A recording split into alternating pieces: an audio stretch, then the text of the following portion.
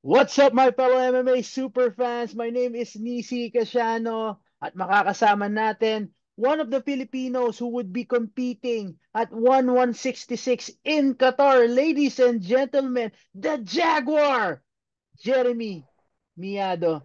Champ, Ngayong araw po, musta? okay lang po. Medyo Okay pagod sa lang. training. Yan. Kahit pagod sa training, makikita natin yung mga ngiti ni Jeremy Miado. Yan.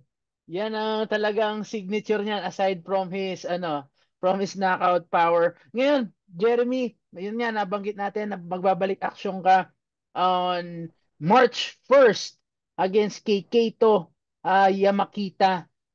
Nagulat ka ba na ito yung inoffer sa iyo na kalaban? Dahil alam naman natin, ito nga si Keito kakalaban lang in Tokyo, Japan last January 28, if I'm not mistaken, against Bokang Masunayne. Napakaganda, sabihin natin, napaka-importanting laban para sa kanya dahil kung nanalo siya sa laban na yon, ay matik for sure makakapasok siya into the top 5.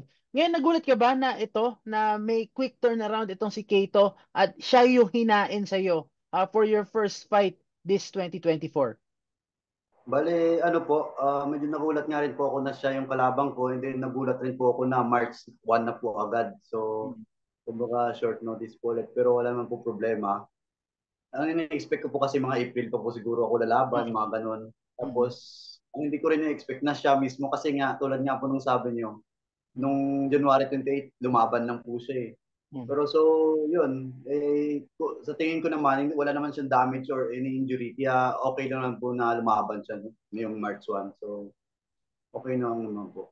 Pero Medyo you nagulat lang.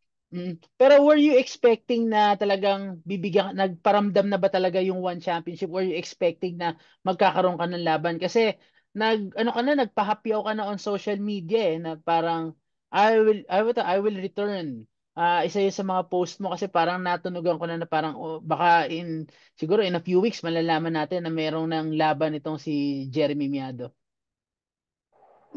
Wala po naman po, biglang na ano lang po, nag-post-post lang po ako ng training. Tapos yun po, yung ano, bigla silang nag-offer po. Pero yung management ko po is, bale, nakausap rin po yung one talaga Mm. na bigyan ako very soon ng laban. Pero hindi ko expected na ngayong March 1 po agad. Hmm. Nagkataon ba, is it a coincidence na nandiyan ka ngayon sa Thailand training or talagang nung nalaman mong di ka libre ang makakalaban mo, lumipad ka na kagad sa Thailand? Nung nalaman ko pong 3 weeks notice, nag-start naman na po akong training, so konting adjustment na lang. Hmm. So nung nalaman ko kung siya yung kalabang ko, so syempre grappler po, malakas yung ground game niya. So yun yung kailangan kong focus ngayon kasi sa striking, hindi naman po sasabay sa akin siguro yun. Hmm. So may advantage po ako doon. So bali, kaya yun, lumipad po akong Thailand dahil po doon Hmm. na pagandaan po yung ground game and wrestling niya. Jeremy, napansin ko na parang for this training camp, nag-stick ka with Southside, tama ba? Opo. Ah, what led you to that decision? Lalo naman, kahit naman noon, nakiki-cross train ka na sa Southside at kahit sa laban mo with Mansur Malakayev, if I'm not mistaken, meron ka mang ilang training camps na ginawa with Southside. How confident are you na parang they are the right team to guide you in this crucial fight on March 1st? Bali po, syempre po yung striking na parang given na po sa akin yung striker po ako eh. So halos karamihan ng kalabang ko sa division namin is yung option lang, lalo na sa top 5 is yung ground game. Mm. So yung ground game naman po dito is matataas naman po level, yung wrestling, BJJ, as in matataas po. So yun yung kailangan ko. And then mga coaches ko rin po dati sa Mm. Maro, yung mga kasama ko po dito sa ano po south side. So, yun kaya hindi na po mahirap mag-adjust or makisama kasi kilala Mm. ko na po sila dati. Jeremy, nabanggit mo kanina yung wrestling aspect ni ground game ni Keito Yamakita. Doon sa last two fights niya under the One Championship banner, yung kinalaban niya si Alex Silva, pati ito nga si Bokang Masunaine. Ano nakikita mo loophole sa kanyang laro na napapansin mong loopholes na pwede mong i-capitalize come fight night? Um, Wala naman pong nakikitang butas sa ground game niya kasi si Silva nga po, excuse me, ulitin ko po. Okay. Robito Sim, baka naman.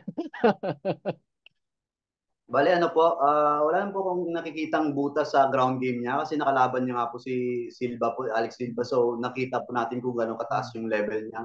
So, last niyang laban, sa tingin ko yung ground game nila, mas lamang pa rin si Yamakita. Kaso ang problema, ito si Punyani, very athletic po siya and then malakas yung katawan, tapos Mm. wrestling base. So hindi mo talaga siya mapipin sa ilalim. Mm. Kaya nakakontrol talaga siya ni Masunyani po. So yun nakikita ko. And then yung advantage ko naman, kaya ako tinanggap ko po agad yung laban na to. Hindi ko naman sinasabing 100% mananalo tayo. Kumbaga malaki po yung chance kasi yung Mm. height po. So Mm. tinignan ko yung height. So medyo Yeah. mababa po talaga. Ah. Sa Kasi tingin mo, advantage striker. yun ang ano ko, yun na nga yung follow-up question ko. Do you think it would be a factor pagdating sa laban yung height mo? Kasi for sure, ikaw yung pinakamatangkad na strawweight sa One Championship. Apart from it, kung titignan natin yung record niya, he hasn't fought as tall as you are as an opponent. So, mas nakakadagdag ba ng kumpiyansa yon? Second, how do you plan to impose it sa kanya sa laban niyo? Ano po?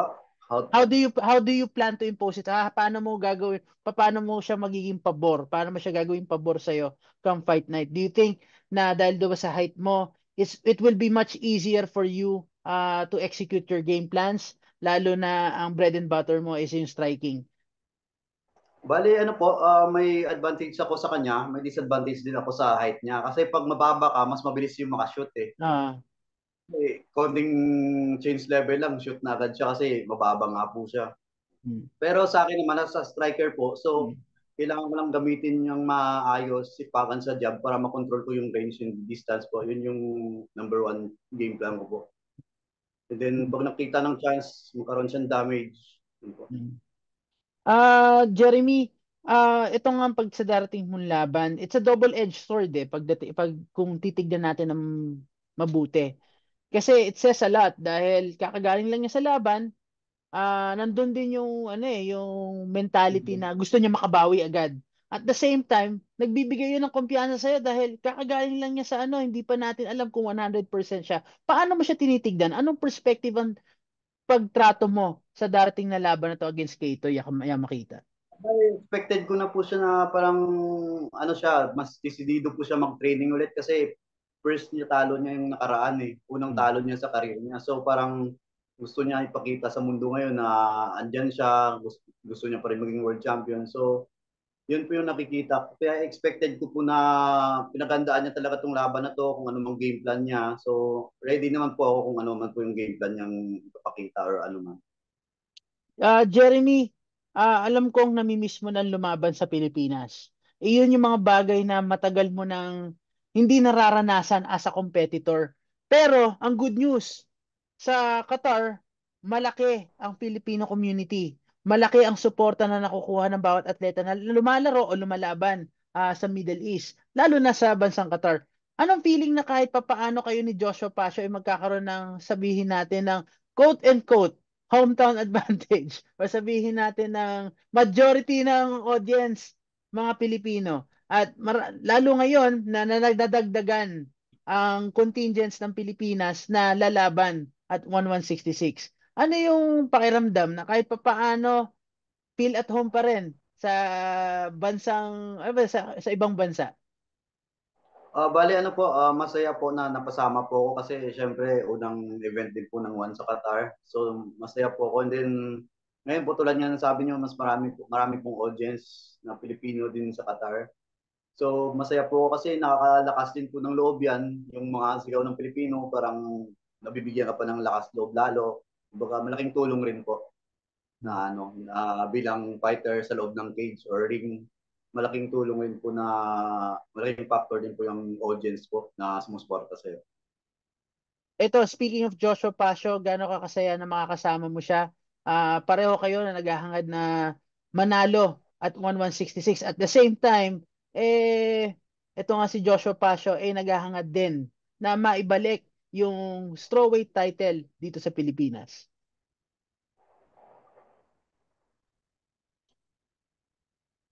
Ano sir? Ayan, ano yung feeling? Ano yung feeling na kahit pa paano makakasama mo si Joshua Pasio sa isang card, sa isang historic card katulad ng 1166 na pareho kayo naghahangad na manalo. At the same time, napakalaki ang nakataya sa laban ni Joshua Pasio na ikaw din as a fighter na hinahangad mo na of course, yun din yung goal mo, mag-iisang champion. But at the same time, para din sa bansang Pilipinas na maiuwi yung world title na sabihin natin na nabitawan ni Joshua Pasha in December of 2022 nga kahit papaano kayo yung magre-representa sa Pilipinas at 1166. Bale, masaya po. Sarap sa pakiramdam kasi parang siyempre yung maglalaban yung strawweight champion din challengers Joshua Pasio nga po. And then as a division, lalaban din po ako dun sa same card. So parang makikita rin ng tao yung mapapansin rin nila yung ako as a strawweight fighter din. Parang kumbaga malaki yung chance ko dun sa belt din para mapansin yung pangalan ko. And then syempre masaya po kasi dalawa kaming Pinoy doon, nire-represent po namin yung Pilipinas. So masaya na nakasama po talaga siya sa sa isang karangalan sa akin na makasama ko siya sa card po, ganun kalaking card po. So yun. Para sana mauwi po ulit yung belt sa Pilipinas. Yun po yung pinaka goal po talaga sa akin. Hindi ka naman siguro makikipagkasundo kay Joshua once na manalo kayo pareho na parang, oy Josh, ako ang susunod na title shot ha. Sabi mo, no? Kausapin mo. Well, ito nga, speaking of, sabihin natin, setting the momentum, not only for Joshua Pasio, but also on your end, Jeremy. Alam naman natin na hindi naging maganda ang takbo ng kampanya ng isang Jeremy Miado in 2023. Gaano ka kagutom na makabawi ka? Kasi ang ganda ng momentum mo eh. Prior to the Mansur Malakay fight, naka win streak ka, tinalo mo yung number 5 ranked strawweight contender. Dati kang rank contender din in the top 5 sa division mo. Gano'n ka kagutom? Ano yung mindset ngayon? Sabi mo nga, tinanggap mo to on a short notice, pero alam mo rin it's a risk. Pero alam mo din yung rewards na pwede mong anihin sa laban na to. Opo, so bale same pa rin po yung ano ko, yung mindset ko, yung mata ko pa rin po yung magkaroon ng shot sa belt ko. So, yun pa rin po yung goal ko kaya tinanggap ko po itong laban na to para kumbaga ipakita na andito pa rin ako, Jeremy Miado andito pa rin, kumbaga papunta pa rin ako diyan. So, ganun po ako kung gutom para magkaroon ng title shot, pabalik yung pangalan ko sa top 5. Kumbaga isa na po yung way na to na manalo para bumalik yung pangalan ko. Jeremy, ang mga laban mo, ang mga panalo mo sa one championship, talagang it's either you win emphatically or talagang you go out on your shield. It's two ways lang yan pagdating sa'yo. Ngayon, how do you see things play out in this fight? Kasi critical to, step up competition, for lack of a better term. Talagang all odds are against you, pero ikaw palagi yung doon ka na parang wala kang kinakatakutan, lagi mong haharapin kung ano yung nasa harap mo, kung ano ang bigay sa'yo ng one championship. Paano mo nakikita yung laban na to? Ikaw yung kung sabihin natin, kung sa strawweight division, kung kalaban nyo pa lang ni Malitaw, ni Daniel Williams, pwede ka nang sabihin na ikaw yung pambansang spoiler ng ng Philippine MMA. So, paano mo siya nakikita? Ano yung makikita mong bentahin mo na magpapahirap sa isang Keito Yamakita? At paano mo sa tingin mo rin, siguro maidagdag ko na rin, natatapusin mo itong laban na to. Bawat laban po hanap po talaga ako ng chance po para matapos yung laban. Yun po talaga kasi mahirap po pumunta yun sa judge's decision po kasi hindi natin alam yung syempre iba yung scoring criteria po ng one. So yun po. Kaya yun yung lagi yung mindset ko na kailangan tapusin ko talaga. Mm. Then about sa laban na mangyayari po, under 8 minutes po, KO or TKO po yan. Under 8 minutes, yan ang prediction. Under 8 minutes. Opo. Yan. Ngayon naman, dahil yan ang prediction mo, ma mahingan din kita ng prediction sa isa pang darating na laban. Kasama mo nga ito, nabanggit nga natin kanina, Joshua Pasio. How do you see things play out para kay Joshua Pasio in his rematch against Jared Brooks? Alam ko naman na yun din ang desire mo, maiuwi yung titulo ulit dito sa Pilipinas. Pero paano mo nakikita yung kampanya niya this time around? Ano yung mga dapat gawin ni Joshua Pasio adjustments laban sa isang Jared Brooks? Siguro yung takedown defense ni Joshua, pinagandaan niya maayos. So, nakalaban niya na dati. So, alam ko naka-adjust na siya doon. And then, tingin ko, nag-adjust din siya ngayon sa, hindi na po siya magtitipid sa strikes niya. Kasi yung last niyang laban, against Brook, parang medyo naiilang po siya bumato eh. Hmm. Hmm. Kasi nag-aabang ng takedown. So, parang yun po yung nakita ko. Ngayon, yun po yung nakikita kong magiging adjustment niya po, yung offense niya. And then, about sa prediction po, pwedeng may head kick po ulit niya si Brooks or decision po kay On, Joshua. okay. Ngayon, do you think ito kung sakaling mag 2-0 kayo sa Qatar, it sets the momentum for Philippine MMA pagdating sa One Championship? Alam naman natin na dalawang magkaibang resulta ang nasimulan ng Philippine MMA sa One Championship. Of course, si Danny King hindi pinalad sa kanyang laban against Yuya Wakamatsu. Samantalang ito naman si Carlo Buminaang ay nanalo ng first round knockout recently under One Friday Fights. Do you think it sets the momentum for Philippine MMA lalo ngayon na ang pangako ni Mr. Chatri Sityodtong ay itong 2024 ay magpo-focus na sa mixed martial arts ulit. Tapos yun nga, may balita nga na ito nga si Denise ay napangakuan at lalaban kay Stamp Fairtex for a world title. Pero abangan na natin yung mga susunod na balita. Regarding that, yun nga, do you think it sets the momentum? Mabalik ko lang yung tanong ko. Do you think it sets the momentum for Philippine MMA? At marami pang opportunities na pwede magbukas sa industriya na pinakamamahal natin. Bale, sa nakikita ko po ngayon, kumbaga nakakapag-adjust na yung, kasi marami na pong mataas, masyado na pong mataas yung competition sa One Championship po eh. So yung mga level, hindi na siya katulad dati lang ng basta-basta. Kumbaga lahat po high level niya. So, pero nakikita ko naman po yung mga Pinoy fighters po natin, kumbaga nakakapag-adjust na sa ganung level. So, sa nakita ko ngayong taon po, parang may babalik ulit yung pangalan ng Pilipinas sa larangan ng MMA. Optimistic ka ba kung sakaling maiuwi yung world title at manalo ka? Magka-event ng One Championship dito sa Pilipinas ulit. Siyempre po, pagka nakuha yung belt tapos sana ngayong taon or ngayong November or ulit, may event sa Pilipinas eh. Kasi marami na rin po tao or Filipino fans na gusto magkaroon ng event ulit yung one sa Pilipinas. Ayan, Jeremy, bago tayo magpaalam, baka may message ka sa mga fans and supporters mo. Di lang dyan sa Thailand, but also here in the Philippines, na nanonood sa atin ngayon. Bale, panawakan ko lang sa lahat, supportahan natin yung bawat Filipino athletes na lumalaban at nire-represent yung Pilipinas. So sa larangan ng MMA or anong sport man yan. So lagi nating suportahan kasi di natin alam yung hirap, sakripisyo na pinagdadaanan ng mga fighters. So yun lang hiling ko sa mga MMA fans, combat sports na fans, gano'n. Always support lang sa Pilipino. So yun lang po. Salamat. Jeremy, maraming salamat and we wish you nothing but the best. Salamat, sir. Thank you po. That's it for all of us here on the MMA Superfan. Don't forget to like, share, and subscribe, and also hit the notification bell to stay up to date with all the latest content from the MMA Superfan. Of course, syempre mag-like na rin kayo at mag-follow sa page ni Jeremy the Jaguar Miado on Facebook. At alam ko, pati sa Instagram, sobrang maganda ang mga content ito. That's it for all of us. Again, I'm Nisi Casiano with the Jaguar, Jeremy Miado. Till next time.